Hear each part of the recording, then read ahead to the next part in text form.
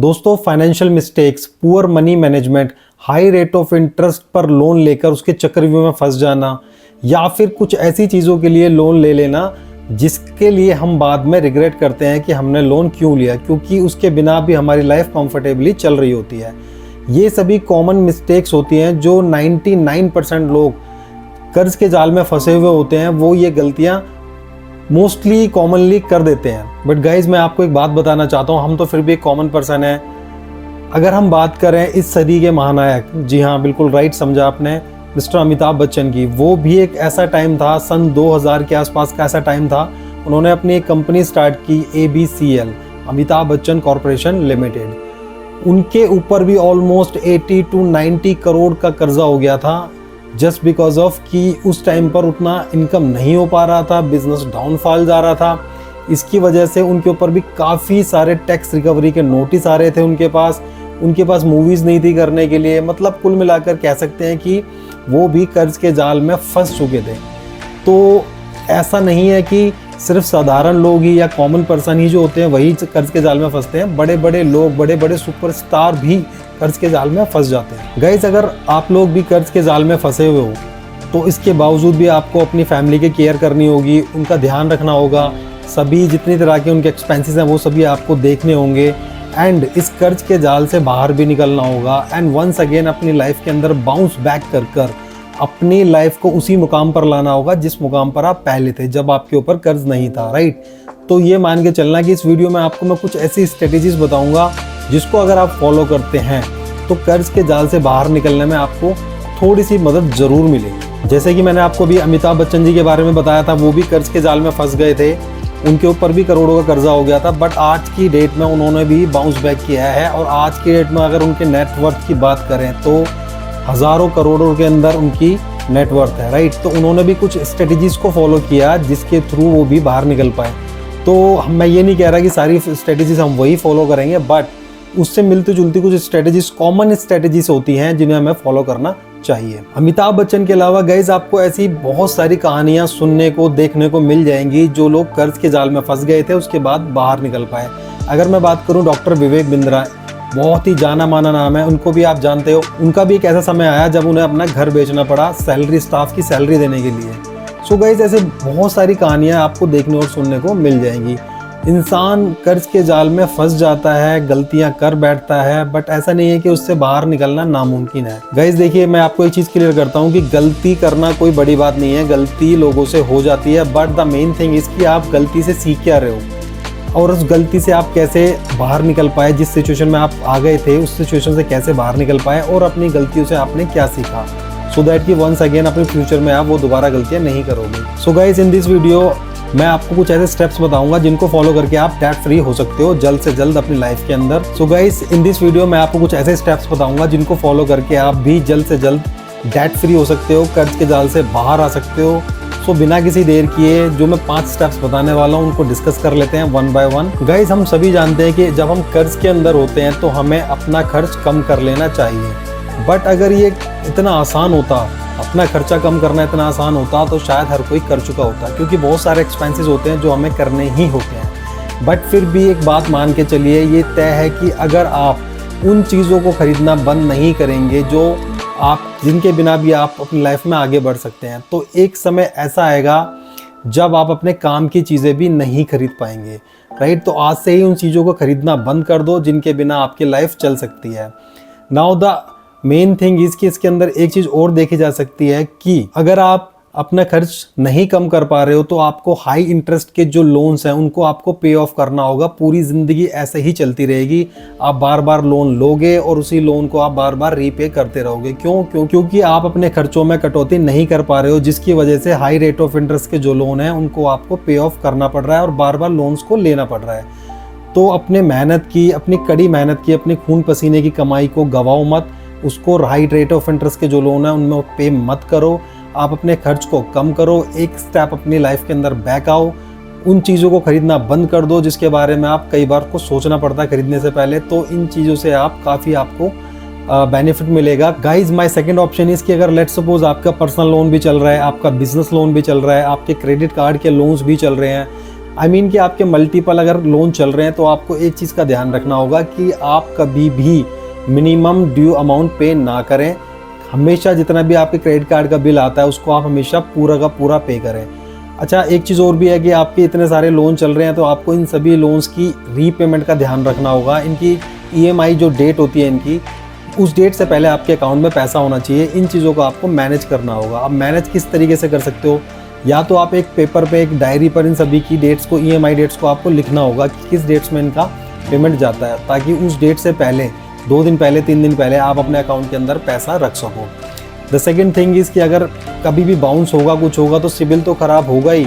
उसके अलावा आपको पता है कि क्रेडिट कार्ड के अगर आप मिनिमम ड्यू अमाउंट पे करते हो तो 95% अमाउंट वैसे ही रह जाता है, और उस पर अगर आपका बाउंस हो गया है, आप पेमेंट नहीं कर पाए, तो 30 से 40% तक का उस पर इंटरेस्ट भी आपको देना पड़ता है, प्लस GST भी देनी पड़ती है। So guys, my second option is कि अगर आपके मल्टीपल लोन्स चल रहे हैं तो आपको ध्यान रखना होगा।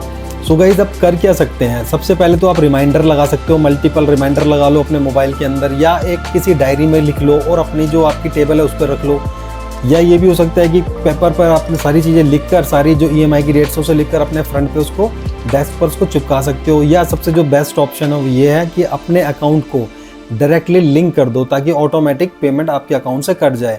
बट एक चीज़ का ध्यान रखना कि अकाउंट के अंदर पैसा भी होना चाहिए। गाइस, जो तीसरा ऑप्शन है वो एक बेस्ट ऑप्शन माना जाता है। लेट्स सपोज कि आपके 3 लोन चल रहे हैं, एक 60,000 रुपये का लोन है, एक आपका 3 लाख रुपए का लोन है और एक आपका 10 लाख रुपए का लोन है। तो गाइस, कैसे भी करके आप एनी हाउ उस 60,000 रुपये का जो आपका छोटा वाला लोन है उसको आप सबसे पहले ख़त्म करो। उससे होगा क्या कि जैसे ही आपका जो 60,000 रुपये वाला लोन ख़त्म होगा, उसका जो पैसा बचेगा, अब आप जो 3 लाख रुपए वाला लोन है उसमें उसको डायरेक्टली डालना शुरू कर दो। धीरे धीरे आप देखोगे कि 3 लाख रुपए वाला लोन भी खत्म हो जाएगा, क्योंकि आपको शुरुआत करनी चाहिए सबसे छोटे लोन से। जो सबसे छोटा लोन है उसको सबसे पहले उसकी पेमेंट कर दो, उसके बाद जो पैसा बचेगा उससे आप सेकंड पेमेंट करो, जो आपका सेकंड नंबर का लोन है। लाइक जो आपका 3 लाख रुपए का लोन है उसकी पेमेंट करो, उसके बाद जो 10 लाख रुपए का लोन है उसकी पेमेंट करो। 1 बाय 1 जब आप अपने सभी लोन्स को ख़त्म करते हो तो धीरे धीरे सारे लोन्स ख़त्म होना स्टार्ट हो जाते हैं। ऐसा मत करो कि सारी पेमेंटें एक साथ देते रहोगे, तो शायद थोड़ा सा मुश्किल हो जाएगा सभी लोन्स को ख़त्म करना। थोड़ा सा पैसों का अरेंजमेंट करके सबसे पहले छोटे छोटे लोन्स को अपना ख़त्म करना शुरू करो, सो दैट जो सबसे बड़ा लोन है फिर उसके ऊपर आए, और जितने भी आपके जो पैसे बच रहे हैं बाकी अदर लोन से, उसको आप सबसे बड़े लोन में लगाकर उसको फिनिश कर सकते हो। सेकंड ये भी हो सकता है कि जो आपका सबसे ज़्यादा जिसके अंदर रेट ऑफ इंटरेस्ट है, सबसे ज़्यादा ब्याज जाता है, आप उसको भी ख़त्म कर सकते हो। But that is fully depend upon you कि आप पहले छोटे लोन्स को ख़त्म करना चाहते हो या बड़े लोन्स पर, या उस लोन्स पर जिसमें आपका रेट ऑफ इंटरेस्ट ज़्यादा जाता है। कर तो आप कुछ भी सकते हो, that is fully depend upon you. But financial जो एडवाइज़र है वो कहते हैं कि जिन पर हमारा ज़्यादा इंटरेस्ट जाता है हमें उसे ख़त्म करना चाहिए। रीज़न क्योंकि हमारा जो कमाई का ज़्यादा पैसा उसमें जाता है। बट अगर आपके 3 या 4 लोन चल रहे हैं और 1-2 लोन छोटे छोटे हैं, अगर आप उन्हें ख़त्म कर लेते हो तो साइकोलॉजिकली आप थोड़ा सा माइंड में आप रिलैक्स फील करते हो कि मेरे 2-4 लोन थे, अब 2 रह गए हैं, ये 2 लोन भी मैं किसी ना किसी तरीके से ख़त्म कर लूँगा, राइट। गाइस, जो मेरा 4th ऑप्शन है वो ये है कि कुछ लोग ना काफ़ी स्मार्ट समझते हैं अपने आप को। वो सोचते हैं कि बैंक को बेवकूफ़ बना लेंगे। वो क्या करते हैं, मल्टीपल क्रेडिट कार्ड्स इशू करा लेते हैं, 3, 4, 5 अपने पास क्रेडिट कार्ड रखते हैं। एक स्वाइप करा कार्ड, जैसे ही उसकी पेमेंट का टाइम आता है दूसरा कार्ड स्वाइप कर लेते हैं, फिर दूसरे कार्ड के जो पेमेंट का टाइम आता है तीसरा कार्ड स्वाइप करके उसकी पेमेंट कर देते हैं।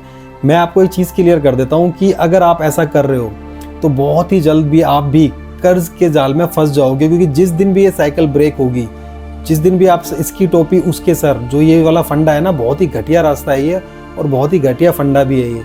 इसकी टोपी उसके सर, पहला कार्ड स्वाइप किया, दूसरे की पेमेंट कर दी, दूसरे से तीसरे की पेमेंट कर दी। जिस दिन भी आपका साइकिल ब्रेक होगा, जिस दिन भी आप नहीं भर पाओगे कोई भी एक पेमेंट, उस दिन आप कर्ज के जाल में बुरी तरीके से फंस जाओगे। अगर आप इस कर्ज के जाल में इसी तरीके से फंस चुके हो तो गाइज़, आपको ये सारे स्टेप्स जो मैं बताने जा रहा हूँ और जो बता चुका हूँ उन्हें फॉलो करना चाहिए। और अगर आप भी यही काम कर रहे हो तो आप आज से इस काम को करना बंद कर दो। क्रेडिट कार्ड की पेमेंट कर अननेसेसरीज उन क्रेडिट कार्ड को यूज़ मत करो। और अगर आपको लगता है कि क्रेडिट कार्ड आप यूज़ ज़्यादा कर लेते हो बाय मिस्टेक, तो उन क्रेडिट कार्ड को आज से ही बंद करा दो। और एक सबसे इंपॉर्टेंट चीज़ है गाइस, रिवॉर्ड पॉइंट। आजकल आपने देखा होगा रिवॉर्ड पॉइंट के ऊपर बहुत सारी वीडियोस बनी हुई हैं कि रिवॉर्ड पॉइंट लेकर आप अमीर बन सकते हो, रिवॉर्ड पॉइंट लेकर आप ये सामान खरीद सकते हो, वो सामान खरीद सकते हो। ये रिवॉर्ड पॉइंट वाला जो फंडा है ना, ये अपनी लाइफ से बिल्कुल हटा दो, बिल्कुल ही बेकार चीज़ है। सिंपल सी बात मान के चलिए कि अगर आपको फ़ायदा होता, आप क्रेडिट कार्ड यूज़ करने पर अगर बैंक को फ़ायदा नहीं होता और सिर्फ आपको फ़ायदा होता, तो ये मान के चलो कि आपको रिवॉर्ड पॉइंट में कुछ भी नहीं मिलता। बैंक को फ़ायदा होता है, इसीलिए तो आपको रिवॉर्ड पॉइंट दिए जाते हैं ताकि आप ज़्यादा से ज़्यादा स्वाइप करो, राइट। तो इन चीज़ों को तो बिल्कुल घटिया है, बिल्कुल ये छोड़ दो। रिवॉर्ड पॉइंट से किसी को कोई बेनिफिट नहीं होता, इसलिए जो ज़रूरत की चीज़ है वही खरीदो, बहुत ज़्यादा ज़रूरत की चीज़ है वही खरीदो, अदरवाइज रिवॉर्ड पॉइंट वाला फंडा अपनी लाइफ से निकाल दो। गाइस जो ये मेरा 5वां ऑप्शन है ना, बहुत ही बढ़िया ऑप्शन है ये, मुझे सबसे बेस्ट ऑप्शन लगता है ये, इंक्रीज योर इनकम। देखो गाइज, अब जो भी काम करते हो, अगर आप ये बोलते हो कि इस लाइन में काम नहीं है, मैं कोई दूसरी लाइन देखूंगा, किसी दूसरे काम में जाऊंगा, किसी दूसरे बिजनेस में जाऊंगा, तो गाइज आप ये मान के चलना कि आपके पास कभी भी काम नहीं होगा किसी भी बिजनेस में और किसी भी लाइन में।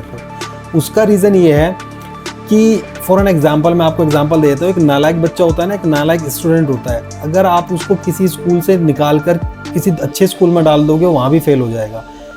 मतलब कहने का ये है कि आप उस बच्चे को किसी भी स्कूल में डाल दो, वो हमेशा फेल ही होगा। क्यों? क्योंकि वो नालायक है, वो पढ़ने से बचता है। तो आपको अपने काम के अंदर एक्सपर्टीज़ लानी होगी। आप जो भी काम करते हो ना, आपको एक्सपर्ट बनना पड़ेगा उसके अंदर। एक्सपर्टीज़ लेकर आओ अपने काम के अंदर। ये मत सोचो कि काम नहीं है, ऐसा कुछ नहीं है। आप जिस लाइन में आप काम कर रहे हो, उसी के अंदर हज़ारों ऐसे लोग हैं, लाखों ऐसे लोग हैं जो उसी लाइन से, उसी काम से बहुत पैसा कमा रहे हैं।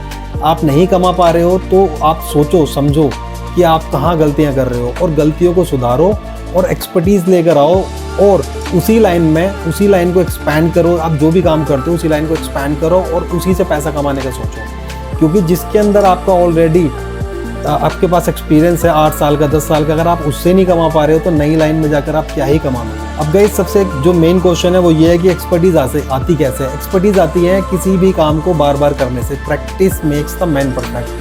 जब भी आप किसी काम की बार बार प्रैक्टिस करते हो तो एक्सपर्टीज़ आपको अपने आप मिल जाती है। गाइस शॉर्टकट जो शब्द है ना, अपनी लाइफ की डिक्शनरी में से उसको हटा दो, बिल्कुल रिमूव कर दो, और सोचो कि आप अपना जो भी आप काम करते हो उसको आप कैसे इंक्रीज़ कर सकते हो, कैसे उसका रेंज बढ़ा सकते हो, कैसे उससे ज़्यादा पैसे कमा सकते हो, पहली चीज़।